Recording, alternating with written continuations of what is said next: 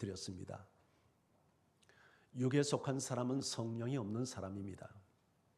성령이 없기 때문에 성령이 하시는 일들을 전혀 받아들이지 못하고 또 그것을 알지도 못하고 또 깨닫지도 못하기 때문이죠. 성령의 지도를 전혀 받지 못하기 때문에 육에 속한 사람은 육신에 매여 살아갈 수밖에 없습니다. 그러나 성경은 경고합니다. 너희가 육신에 져서 육신을 따라 살면 반드시 망하리라. 그런데 육에 속한 사람이 교회 밖에만 있는 게 아니라 교회 안에도 있다고 성경은 말합니다. 고린도 교회 안에도 그런 사람이 있었고, 그리고 건강하다고 하는 빌립보 교회 안에도 육에 속한 사람들이 있었습니다.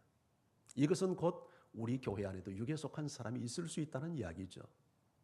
그가 누구인지 모르지만 여러분이 말씀을 들으면서 혹 내가 육에 속한 사람이 아닌가 판단이 된다면 가슴을 쳐야 될 줄 압니다. 하나님, 제발 나를 버리지 마시고 나를 살려주옵소서.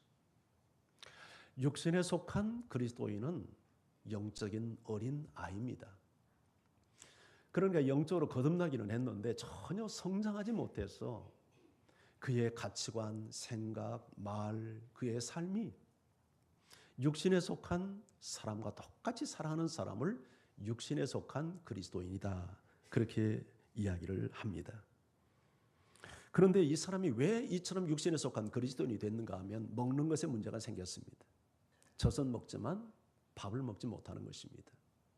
여러분, 젖을 먹는다는 것은 무엇을 의미합니까? 스스로 말씀을 섭취하지 못하는 것이죠. 누가 먹여주는 밥은 먹을 수 있지만 본인 스스로 음식을 먹지 못하는, 영양식을 먹지는 못하는 것이 젖을 먹는다는 의미이고, 또 하나 이 젖을 먹고 밥을 먹지 못한다는 말은 단단한 음식을 먹지 못한다는 뜻인데, 히브리 성경은 그 단단한 음식을 지각을 사용하여 연단을 받아 말씀으로 선과 악을 분별하는 자다, 그렇게 말을 합니다.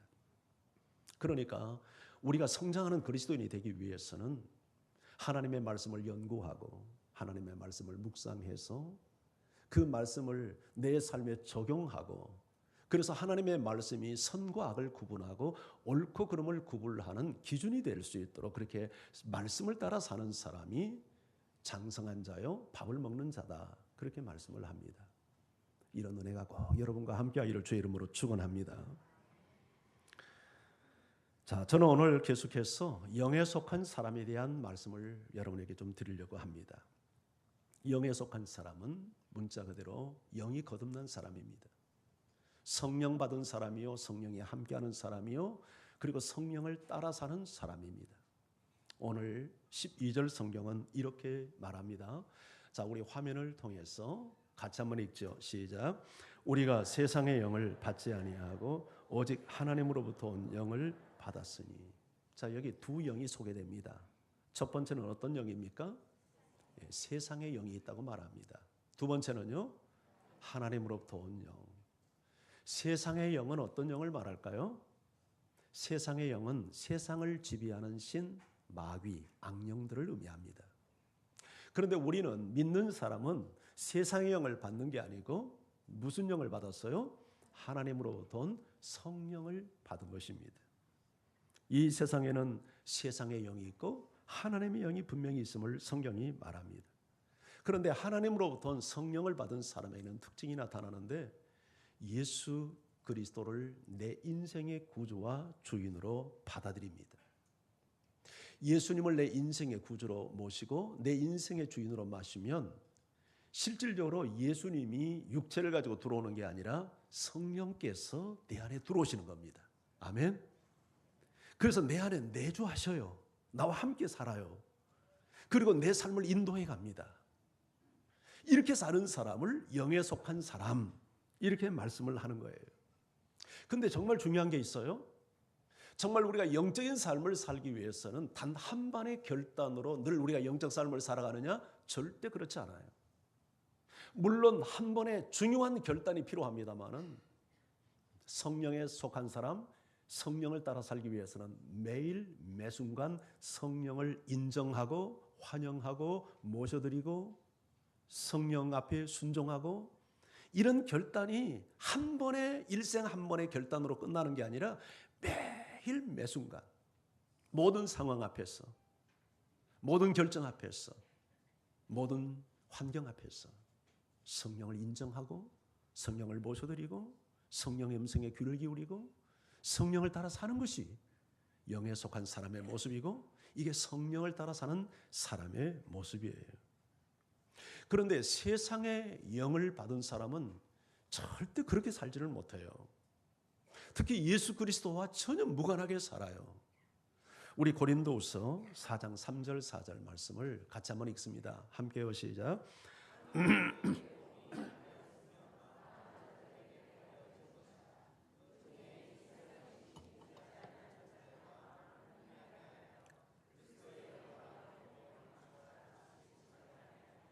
그리스도는 하나님의 형상이니라. 자, 이 말씀 보세요. 자, 화면 한번 보시면서 말씀을 잘 이해해 보십시오. 만일 우리의 복음은 바울이 전한 복음이 가리웠다면, 베일에 가려져 있다면, 숨겨져 있다면 그건 많은 자들에게 가려진 것이다. 복음을 이해하지 못하고 복음을 깨닫지 못하는 것은 많은 자들에게 가려졌다는 거예요. 그 여기서 망한다는 말은 세상에서 무슨 경제적 파탄을 당한 자를 말하는 게 아니라 영적으로 망한 자들이죠. 멸망당할 자들에게 가려진 것이다. 자, 그런데 이렇게 망한 자들에게 어떻게 그런 역사가 나타나냐면, 그 중에 이 세상 신이, 여기 이 세상 신이 나오죠. 세상 영입니다. 마귀가, 악령들이 믿지 아니하는 자들의 마음을 어떻게 해요? 혼미하게 해요. 그러니까 예수님을 받아들이지 아니하는 사람들의 마음속에 들어가서 마음을 혼미하게, 이 혼미한다는 말을 영어 성경 블라인드라는 말 알죠? 햇빛 가리게, 블라인드. 이것은 눈을 멀게 한다, 어둡게 한다 하는 뜻이에요. 그런데 이 세상의 악한 영들이 믿지 않는 사람들의 마음속에 딱 들어가서 복음이 들어오면 복음이 전혀 그 마음에 비치지 못하도록 블라인드를 쳐버리는 거예요. 그러니 전혀 깨달음이 없는 거죠. 그렇게 해서 그리스도의 영광의 복음의 광채가 비치지 못하게 한다. 그리스도의 영광의 광채가, 복음의 광채가 비치지 못한다는 말은 복음의 영광을 깨닫지 못하게 한다. 듣기는 들어도 깨달음을 갖지 못하는 거예요. 그러면서 뭐라고 말하냐면 그리스도는 하나님의 형상이다. 하나님의 형상이라는 말은 그리스도는 하나님이다. 그런 말이에요. 그런데 안타깝게도 세상의 영의 지배를 받는 사람은 복음 대신 그리스도를 전혀 이해하지 못한다 하는 것입니다. 하지만 영에 속한 사람은 그렇지 않습니다. 영에 속한 사람은 복음의 광채를 깨닫고 그리스도가 하나님의 영광이라는 것을 알아요. 자, 오늘 성경은 이렇게 영에 속한 사람이에게 어떤 특징이 나타나는가 하는 것을 세 가지로 말씀하는데, 자, 그 첫 번째는 예수를 나의 구주로 믿게 된다. 그렇게 말씀합니다. 자, 영의 사람은 첫째 어떤 특징이 나타나요? 예수를 나의 구주, 나의 구원자, 그리스도로 믿게 된다. 자, 10절 성경을 같이 읽습니다. 10절 시작. 오직 하나님의 성령으로 이것을 우리에게 보이셨으니 성령은 곧 깊은 것까지라도 통달하시느니라. 자, 하나님께서 성령으로 무엇을 보이셨다고요? 자, 하나님께서 성령으로 무엇을 우리에게 보이셨어요? 이것을 보였잖아요. 이것. 근데 이것이 뭐냐면 성령은 모든 것, 하나님의 깊은 것까지도 통달한다 하는 것을 보면 이것은 하나님의 깊은 것이라고 이해할 수 있죠. 이해하셨어요? 그런데 하나님의 깊은 것은 하나님의 깊게 감춰놓은 것, 이런 의미가 있어요. 근데 그것을 하나님께서 성령을 통해서 우리에게 하나님의 깊이 감춰놓은 그것을 보이셨다는 거예요. 더 궁금하죠? 도대체 하나님이 감춰놓은 게 뭘까? 하나님의 깊은 것이 뭘까? 그걸 앞부분 7절, 8절에서 설명을 했어요. 자, 7절, 8절을 같이 한번 읽습니다. 시작.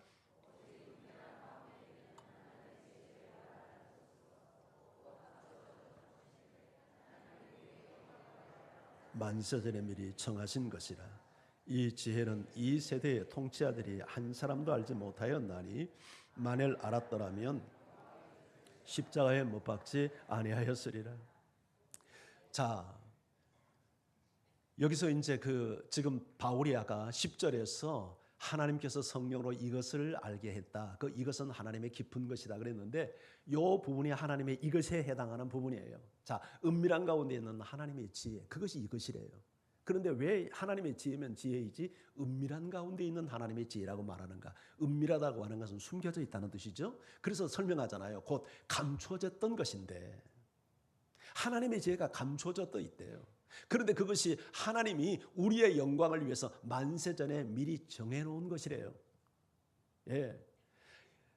하나님께서 성령을 통해서 우리에게 알게 하는 이것은 하나님의 깊은 것이요. 하나님의 깊은 것은 하나님의 지혜인데 하나님의 지혜는 은밀하게 감춰져 있고 만세전에 우리를 위해서 하나님이 예비해 놓으신 지혜래요. 자, 그 지혜가 뭔가? 이 지혜는 이 세대의 통치자들이 한 사람도 알지 못했대요. 만약 이 세대의 통치자들이 알았다면 무엇을? 하나님의 지혜를, 그 은밀한 지혜를 알았다면 주를 십자가에 못 박지 아니하였을 것이다. 그렇다면 하나님이 숨겨놓은 지혜가 누구라는 얘기입니까? 주 그리스도라는 얘기죠.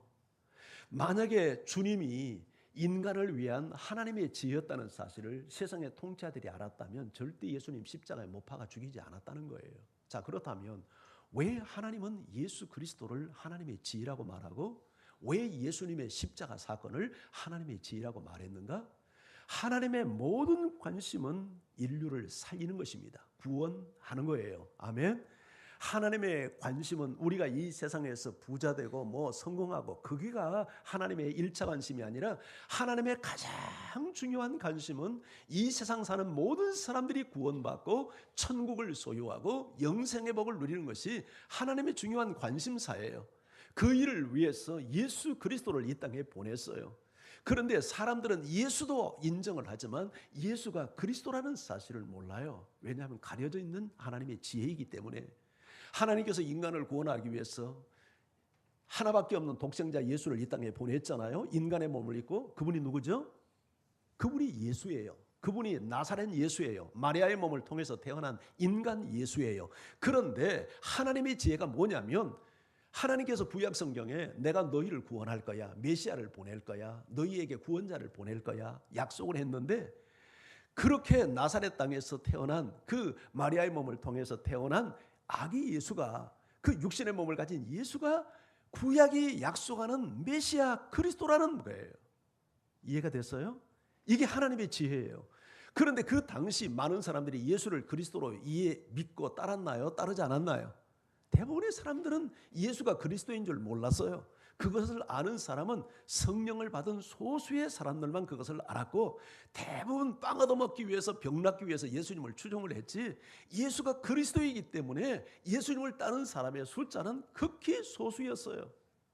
여러분, 그런데 성령 받은 사람은 예수가 그리스도인 줄 알아요. 메시아인 줄 알아요. 나의 구주인 줄 알아요. 그래서 그 예수를 믿어요. 그리고 이것을 이 세상 통치자들이 알았다면 절대 예수님 십자가에 못 박아 죽이지 않았을 거라는 거예요. 그런데 모르니까 예수님을 못 박아버린 거예요. 그런데 그 일을 통해서 놀랍게도 인류 구원의 놀라운 역사를 하나님은 이루어 가셔요. 그래서 하나님의 예수님의 예수 그리스도가 지혜이고 십자가 사건이 지혜인데 하나님께서 이것을 감춰놓은 거예요. 우리 인간의 구원의 역사를 위해서. 그런데 이 놀라운 신비한 하나님의 숨겨진 지혜를 누가 우리에게 알게 하셨다고요? 성령께서. 그래서 성령 받은 사람은 절대 예수 버리지 않아요. 예수가 그리스도요, 예수가 나의 구원자요, 예수가 나의 생명인 것을 확실히 믿고 목에 칼이 들어와도 내 머리에 총구가 겨누어져도 예수를 부인하지 못해요. 여러분, 어떤 경우에도 예수 부인하고 예수 떠나는 일 없기를 축복합니다. 예수를 버리는 것은 생명을 버리고 예수를 버리는 것은 영혼을 버리는 것이고 예수를 버리는 것은 나에게 천국을 버리는 것과 똑같은 일이기 때문에 성령 받은 사람은 어떤 경우에도 예수를 부인하지 못합니다. 그 사실을 고린도전서 12장 3절이 명료하게 다시 한번 설명하는데요. 자, 이 부분도 우리 같이 한번 읽어봅니다. 시작.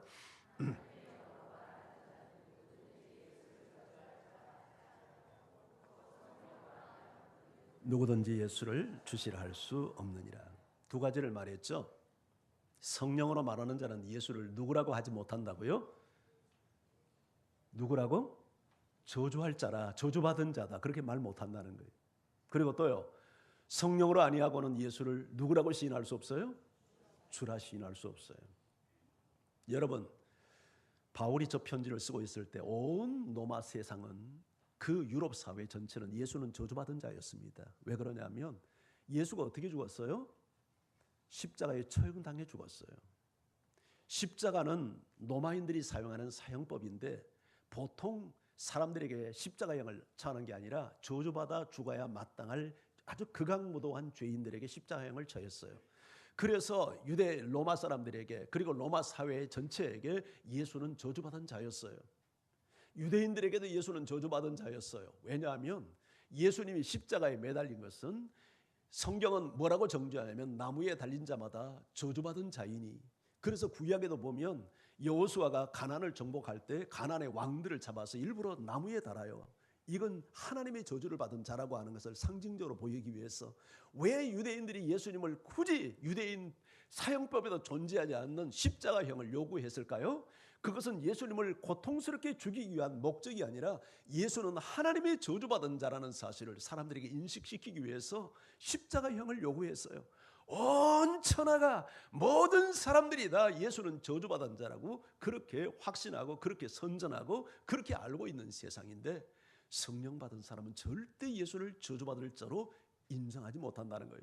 예수는 저주받은 자가 아니라 우리의 구주가 되시고 우리의 주인 된다는 것을 확신한다는 것이 성령 받은 사람에게 나타나는 확실한 증거라는 거예요. 할렐루야. 여러분도 정말 예수는 저주받은 자가 아니고 예수는 구주요, 내 인생의 구주가 되시고 주인 되심을 믿습니까? 이런 믿음이 확실하고 이 믿음을 가지고 사는 사람은 하나님의 영이 함께하는 사람이고 성령이 함께하는 사람이라고 확실히 믿어도 돼요. 생각해 보세요. 우리가 사람들에게 예수 믿으면 천국 가고 예수 믿으면 복 받습니다 이렇게 해도 사람들 예수 잘 믿어요? 안 믿어요? 잘 안 믿어요. 콧방귀 껴요. 그런데 초대교회는 그렇게 해서 예수님이 십자가에 죽고 3일 만에 부활하시고 승천하신 이후에 성령이 오시고 사도들이 성령을 받고 복음을 전합니다. 예수님은 저주받은 자가 아니라 하나님께서 우리 인류의 구원자로 보낸 분이야. 그러니까 수많은 사람이 그 단순한 복음을 듣고 예수 믿기 위해서 주님 앞에 돌아오는데, 예루살렘에서만 하루에도 수천 명씩 사람들이 막 예수 믿는 사람에게 돌아오잖아요. 이걸 어떻게 인간의 언어로 설명하겠습니까? 뭐 베드로가 설교를 잘해서 그렇게 됐을까요? 천만의 말씀이죠. 성령의 역사죠. 성령의 역사. 성령이 역사하니까 그 단순한 복음을 듣고도 사람들이 막 거꾸로지고 돌아오고, 옛날 최건능 목사님은 예수 천당 불신지옥만 외쳐도 교회를 100개가 넘도록 건축할 정도로, 이 개척을 할 정도로 많은 사람을 전도했다고 그러잖아요. 성령의 역사예요. 그러니까 유대교 지도자들이 두려우니까 믿는 사람들을 핍박하기 시작합니다. 그러니까 이 얼마나 가혹하게 핍박을 했던지 사도들 외에는 모든 믿는 자들이 예루살렘을 다 떠났잖아요.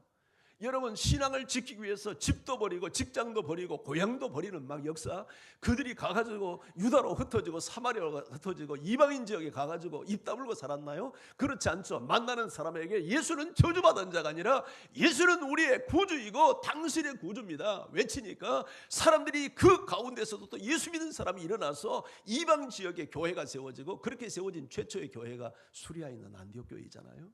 성령의 역사예요. 그래서 안디옥 교회에서 또 복음을 계속 전하다가 선교사가 파송해서 바울과 바나바가 소아시아 지역을 돌아다니면서 교회를 세우고, 나중에 로마까지 가가지고 로마 사회에서도 복음이 전파되는데 산불처럼 번져나가니까 로마 제국의 그 황제 권력자들이 두려움을 느껴서, 여러분, 예수 믿는 사람들을 250년 동안 가혹할 정도로 핍박을 하잖아요. 씨를 말릴 정도로 핍박을 하는데도 예수 믿는 사람들의 숫자가 줄어들지 않고, 이게 어떻게 인간의 언어로 설명할 수 있겠어요? 이게 성령의 역사가 아니면 도저히 일어날 수 없는 일이죠.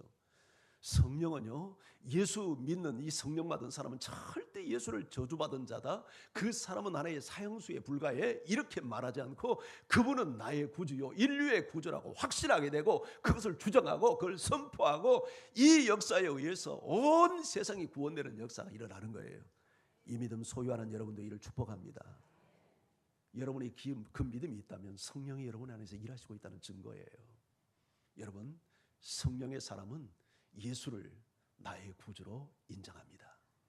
두 번째, 성령의 사람은 하나님께서 은혜로 주신 것들을 깨달아요.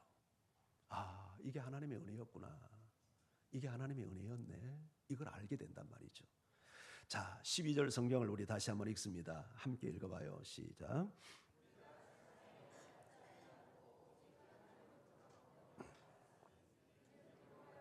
하나님께서 우리에게 은혜로 주신 것들을 알게 하려 합니다. 우리가 세상의 영을 받지 않고 하나님으로부터 온 영 성령을 받았는데 왜 하나님께서 우리에게 성령을 보내주셨냐면 하나님께서 우리에게 은혜로 주신 것들을 알게 하려고. 우리가 받은 최고의 은혜가 뭐예요? 조금 전에 설명한 대로 구원받은 은혜예요. 성령의 역사가 아니고는 예수가 구원이라는 사실을 모르죠. 그리고 우리가 살아가는 하루 한순간의 삶이 하나님의 은혜 아닙니까? 세상 사람들은 그거 인정 안 해요. 다 내 능력, 내 실력으로 산다고 생각하지 하나님의 은혜라고 생각하지 않아요. 그러나 내가 생명을 호흡할 수 있는 것도 하나님의 은혜요. 건강을 유지하는 것도 하나님의 은혜요. 비록 병들었지만 그 가운데서도 하나님의 정말 그 돌봄과 인도하심을 찬양할 수 있는 것도 하나님의 은혜요. 좋은 환경에 사는 것도 하나님의 은혜요. 열악한 환경 속에서도 내가 그 환경 앞에 무릎 꿇지 않고 하나님을 찬송하며 감사하며 살아가는 것도 하나님의 은혜예요. 우리가 살아가는 모든 것이 하나님의 은혜예요. 그걸 누가 깨닫게 한다고요? 성령이 깨닫게 해요. 이렇게 살아가는 한순간 한순간이 하나님의 은혜임을 깨닫는 사람의 마음속에는 뭐가 나오겠습니까? 찬송이 나오고 감사가 나올 수밖에 없죠. 여러분, 그래서 성령의 사람은 늘 하나님을 찬양합니다. 하나님께 감사합니다. 그걸 깨닫지 못하니까 불평이 나오는 거 아니에요? 그걸 깨닫지 못하니까 원망이 나오는 거 아니에요? 그러나 내가 어떤 처지에 있다 할지라도 오늘 한순간 한순간을 살아가는 것이 하나님의 은혜라는 사실을 깨닫고 있는 사람은 모든 환경, 모든 상황에서 하나님께 감사하게 될 줄 믿습니다. 전적인 성령의 역사입니다. 여러분, 뿐만 아니라 성령이 역사하면 내가 고통이라고 생각할 수밖에 없는 이런 고난과 고통 속에서도 하나님의 은혜를 발견해요. 그랬던 대표적인 사람이 바울이죠. 바울은 육체에 가시를 가졌어요. 가시로 자기 몸을 찌르는 것 같은 아마 육체의 질병이라고 생각합니다.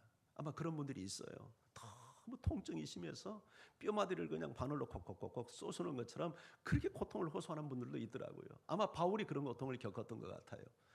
그런데 나중에 기도하면서 그것이 하나님의 은혜라는 사실을 깨닫습니다. 자, 고린도후서 우리 12장 8절 9절을 같이 한번 읽죠. 자, 시작. 내가 3번 주께 간구하였더니 나에게 이르시기를 내 은혜가 네게 족하도다. 이는 내 능력이 약한 데서 온전하여 짐이라 하신지라. 그러므로 도리어 크게 기뻐함으로 나의 여러 약한 것들에 대하여 자랑하리니 이는 그리스도의 능력이 내게 머물게 하려 함이라. 자, 이것이 내게서 떠나기 위하여 이것은 뭐냐면 육체 가시예요. 너무 고통스러우니까 주님 이 가시 좀 제거해 주세요 하고 3번이나 기도했대요. 그런데 성령께서 바울에게 말합니다. 내 은혜가 네게 족하다. 내 은혜가 뭐예요? 지금 바울이 제거해 달라고 기도하는 육체 가시예요. 그게 은혜였대요. 왜 그것이 은혜였는가? 내 능력이 말이야 내가 약할 때 온전하여 짐이라. 내가 약할 때 내 능력이 네 약함을 통해서 온전하게 만들어짐이라. 원문 성경 그렇게 되어 있어요. 온전하게 짐이라, 온전하게 만들어짐이라. 그런데 바울이 기도하기 전에 성령의 음성을 듣기 전에는 그걸 몰랐어요. 그런데 기도하면서 성령의 음성을 들어보니까 내가 약할 때에 오히려 하나님의 능력이 나의 약함을 통해서 온전하게 형성되어 가는 것을 하나님의 음성, 성령의 음성을 들은 거예요. 그래서 그때부터 어떻게 반응했다고요?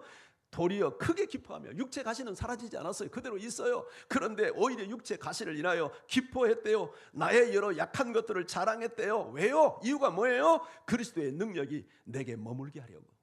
할렐루야. 이게 성령께서 알게 하는 일이에요. 사람은 다 고난을 싫어해요. 평안을 원해요. 건강하기 원해요. 부자 되기 원해요. 그런데 하나님께서 우리에게, 하나님을 신실히 섬기는 우리에게도 고난을 허용하고 고통을 허용하고 가시를 허용해요. 왜냐하면 우리 연약함 속에서 정말 그리스도의 능력이 온전하게 이루어져 가는 것을 하나님이 아시기 때문에 우리에게 그것을 허용하시는 거예요. 육에 속한 사람은 고난당하면 절망해요. 낙심해요. 원망해요. 그러나 영에 속한 사람은 고통 속에서도 하나님의 음성을 들어요. 고난 속에서도 고난 속에 쌓여있는 은혜를 체험해요.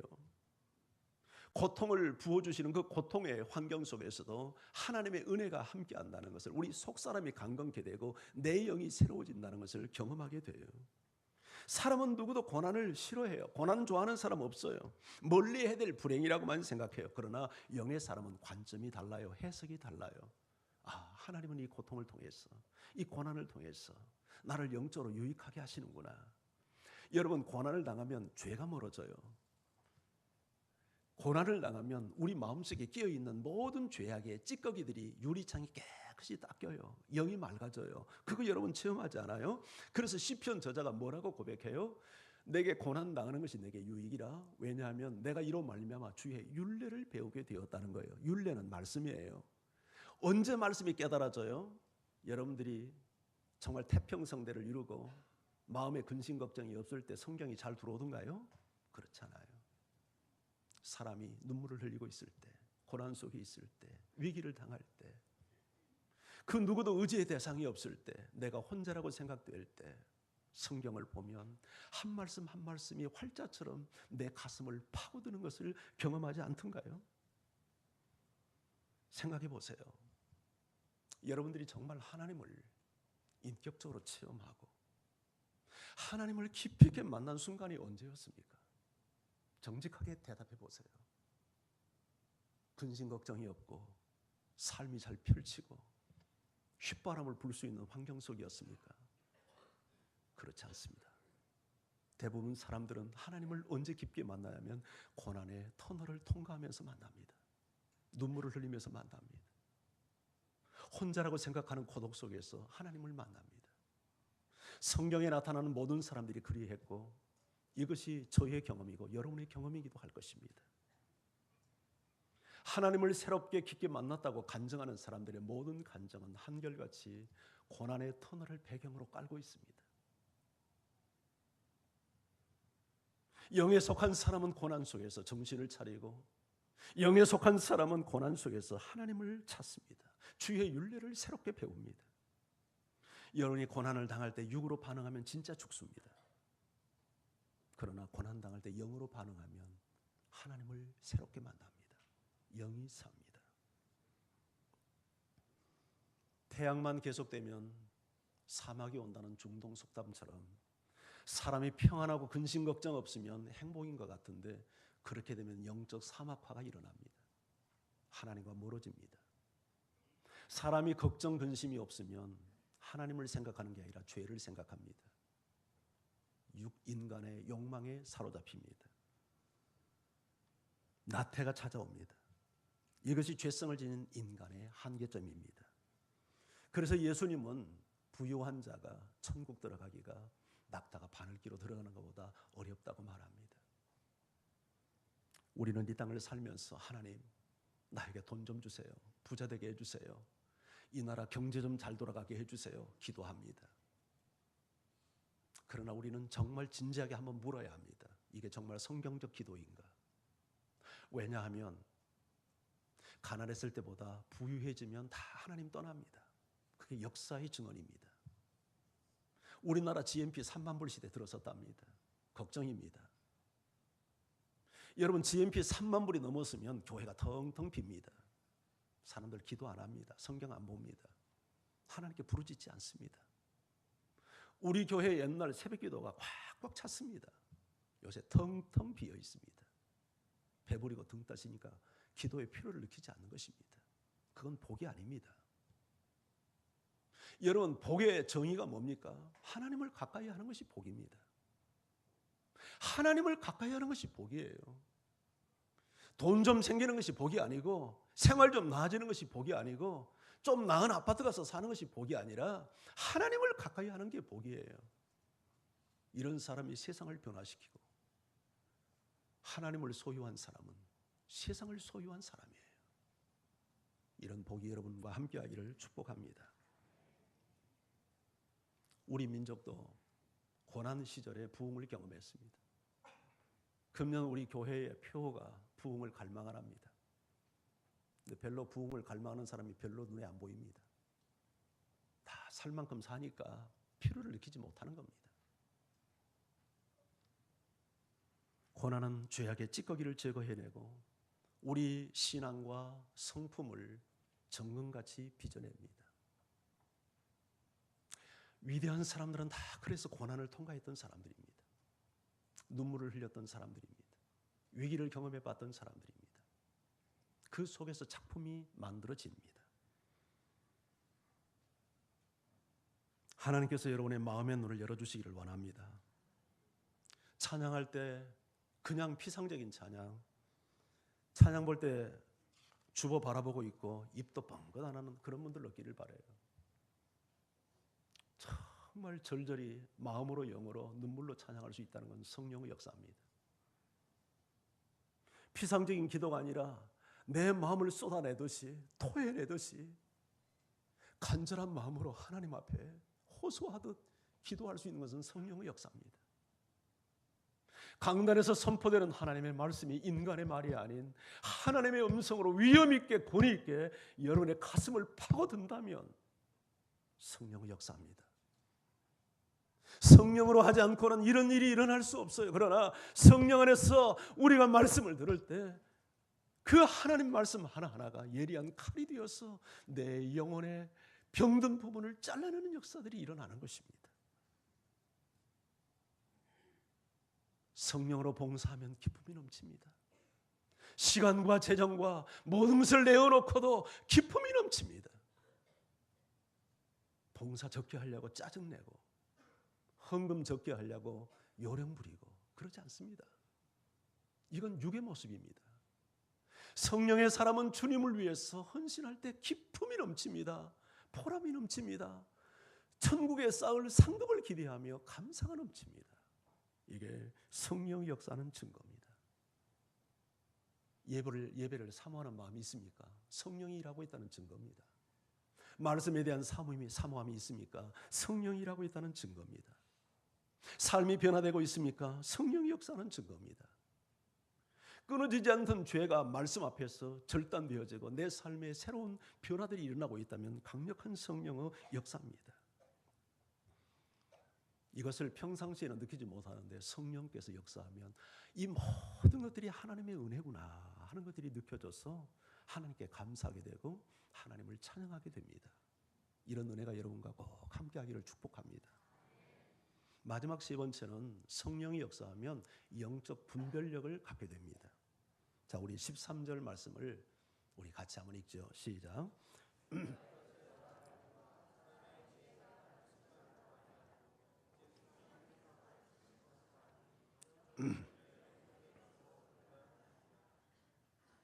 자, 우리가 이것을 말하거든요. 바울이 지금 하는 말이죠. 사람의 지혜가 가르치는 말로 아니고 사람의 지혜로 가르치는 게 아니고 오직 성령께서 가르치는 것으로 우리가 했다. 왜냐하면 영적인 일은 영적인 것으로 분별하기 때문에. 영의 사람이 영적인 일을 분별합니다. 성령의 음성을 듣습니다. 분별한다는 말은 이해한다는 말입니다. 육의 사람은 성령의 음성을 듣지 못해요. 그러나 영의 사람은 영의 음성을 듣습니다. 저는 종종 운전을 할 때 언제나 극동방송을 듣습니다. 극동방송을 듣기 위해서는 106.9MHz의 주파수를 맞춰야 합니다. 주파수가 돌아가면 찌찌직 잡음이 들립니다. 우리가 성령의 음성을 듣기 위해서는 언제나 영적인 상태가 건강해야 합니다. 그러면 성령의 음성이 들려옵니다. 말씀이 깨달아집니다. 똑같은 자리에서 설교를 들어도 어떤 사람은 하나님의 말씀으로 들려오지 않는 사람도 있어요. 여러분들이 영적 상태가 건강하지 않다는 뜻입니다. 주파수를 맞춰야 합니다. 영적인 일은 영적인 것으로만 분별할 수 있습니다. 내 상태가 건강한 영에 속하고 성령의 우리가 소욕을 따르고 성령을 따를 때 성령의 역사들이 이해되어지기 시작을 합니다. 이사야 6장 9절에 보면 여호와께서 이르시되 가서 이 백성에게 이르기를 너희가 듣기는 들어도 깨닫지 못할 것이요 보기는 보아도 알지 못하리라. 저주 아닙니까 이거? 하나님의 말씀을 들어도 깨닫지 못하고 하나님의 역사를 보면서도 이해하지 못한다는 것은 저주입니다. 하나님이 눈을 가려버린 겁니다. 세상 신이 브라인드 해버리는 겁니다. 마음의 눈을 가려놓으니까 들어도 보아도 깨닫고 알지 못하는 역사들이 일어나는 것입니다. 누가 듣습니까? 누가 깨닫습니까? 성령의 사람이 깨닫습니다. 그래서 오늘 15절은 이렇게 말합니다. 같이 읽어보죠. 시작. 신령한 자는 모든 것을 판단하나 자기 일은 아무에게도 판단을 받지 아니하느니라. 여기 신령한 자는 영에 속한 자, 성령이 함께하는 사람입니다. 이런 사람은 모든 것을 판단할 수 있습니다. 분별할 수 있고 옳고 그름을 재단할 수 있지만 아무에게도 판단을 받지 않는다. 이게 성령 안에서 살아가는 사람의 영광이고 특권입니다. 분별력이 있는 것입니다. 세상 지혜를 말하는 게 아닙니다. 세상 학문을 말하는 게 아닙니다. 오히려 세상 학문이 높은 사람도 영의 사람이 아니면 전혀 말씀을 깨닫지 못하는데, 세상의 지식과 학문이 없어도 영의 사람은 영의 음성을 듣습니다. 그래서 깨닫는 것입니다. 그래서 모든 것을 다 판단할 수 있는 능력이 있지만 판단받지 않는 거예요. 이런 은혜가 여러분과 꼭 함께하기를 주의 이름으로 축원합니다. 모든 사람이 불행이라고 생각하는데 그 안에서도 아니야, 이건 불행 아니야, 이건 하나님의 은혜야, 이걸 깨닫고 있다면 여러분은 성령의 사람입니다. 영적 분별력을 갖고 있는 것입니다. 이런 사람은 모든 상황 앞에서 하나님께 감사하고 찬양합니다. 성령을 따라 사는 사람도 인생의 고통과 고난이 없는 것은 아닙니다. 질병도 찾아오고 실패도 찾아오고 여러분 아픔도 있습니다. 그러나 해석이 다릅니다. 육에 속한 사람은 고통이 찾아오면 그 고통 자체를 인하여서 원망하고 불평하지만 성령의 사람은 그 고통 속에서 내게 주시는 하나님의 은혜를 묵상하고 이 일을 통해서 내 영 속사람을 바울처럼 강건하게 개선시켜가고 하나님을 가까이 하고 나를 정화시키는 그런 작업을 해나가는 것입니다. 대부분 사람들은 암 걸렸다고 하면 청천벽력이 떨어지는 것처럼 가슴이 털컹 주저앉고 인생의 끝장난 것처럼 낙심합니다. 그러나 성령의 사람은 그렇지 않습니다. 암이 걸렸다고 해도 절망하지 않습니다. 이 암을 통해서 내게 주실 유익이 뭘까를 묵상합니다. 그래서 하나님을 더 가까이 가고 하나님을 생각하고 하나님과 동행하는 삶을 살려고 합니다. 사랑하는 성도 여러분, 오늘 주신 이 말씀이 여러분의 영혼의 가슴 속에 화살처럼 박히는 말씀이 되기를 원합니다. 성령의 사람 어떤 사람입니까? 하나님의 숨겨진 지혜인 예수 그리스도를 아는 사람입니다. 예수가 그리스도요, 예수가 나의 구주요, 예수가 나의 주인임을 아는 사람입니다. 세상 모든 사람이 예수를 저주받았다고 정죄해도 너 그렇지 않습니다. 그분은 나의 구주요, 인류의 구주입니다. 나는 그분을 버릴 수 없습니다. 그래서 그렇게 많은 사람들이 예수의 이 신앙을 붙들기 위해서 그렇게 순교를 당하고 피를 흘렸던 것입니다.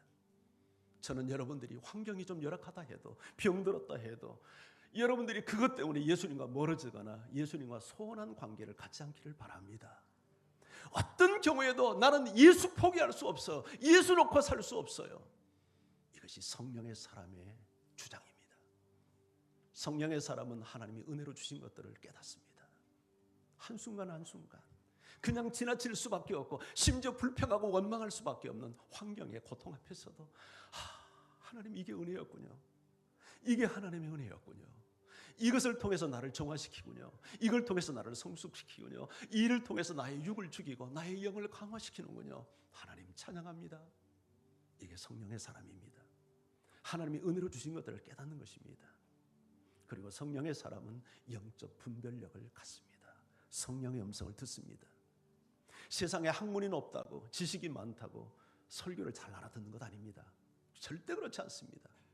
오히려 세상 지식이 방해할 뿐입니다. 일자 무식도 성령의 사람은 하나님의 말씀이 다 이해됩니다. 신비합니다. 내게 주신 음성이 되는 것입니다. 오늘도 여러분이 성령 안에서 말씀을 들었다면 이 모든 이야기가 내 이야기가 되어야 정상입니다. 할렐루야. 이런 은혜가 여러분과 함께하기를 예수 그리스도의 이름으로 축복합니다. 우리 찬양하면서 주 앞에 나가죠.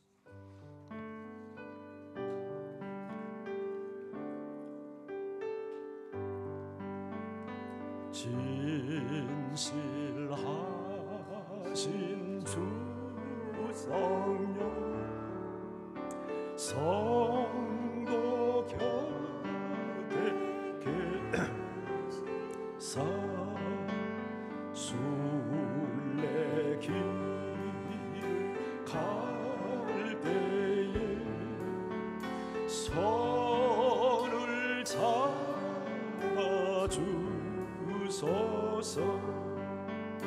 모든 고난 사람들 깊은 소식 들으리.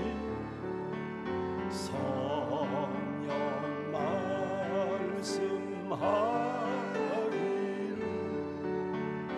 나를 따라오너라.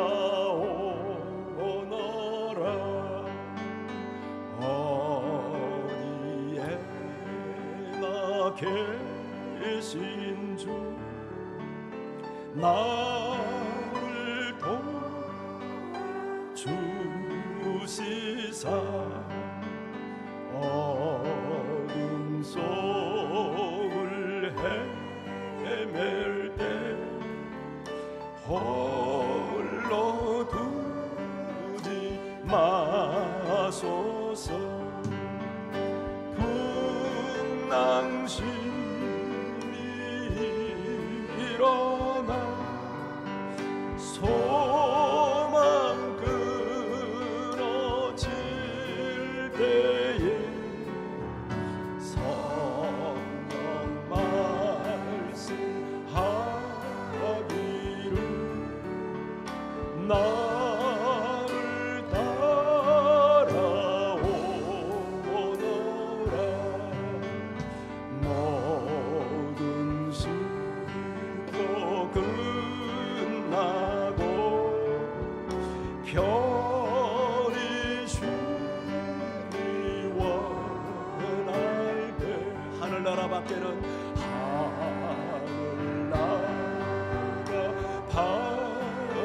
참된 위로 없도다. 참된 위로 없도다. 주만 의지하고서 요단강을 건널 때 성령 말씀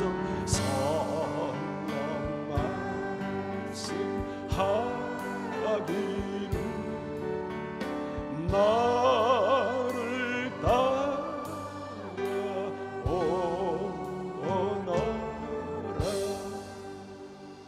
영의 사람은요 성령을 받았을 뿐만 아니라 성령을 따라가는 사람입니다.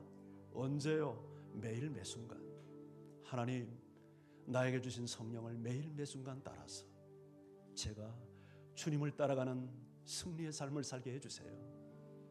성령 안에서 하나님의 숨겨진 지혜가 예수 그리스도임을 알게 하시고 어떤 경우에도 예수님 놓치는 일 없게 하옵소서. 성령 안에서 하나님이 은혜로 주신 것들을 다 깨달아 내 마음속이 풍요롭게 하시고 감사와 찬양이 넘쳐나게 하시되 심지어 고통이라고밖에 생각할 수 없는 그 속에서도 담겨있는 하나님의 은혜를 깨닫는 은혜를 성령이 우리에게 허락해달라고. 그리고 성령님 영적 분별력을 허락해 주어서 우리가 진정으로 성령의 음성을 듣게 하시고 우리가 인생을 헛되이 살지 않게 하시고 옳고 그름을 바르게 분별해서 돌아가는 인생 고생하는 길로 가지 않게 하시고 정도를 걷고 바른 길을 걷는 이런 영적 분별력을 달라고 우리 다 같이 기도하며 주 앞에 나갑니다.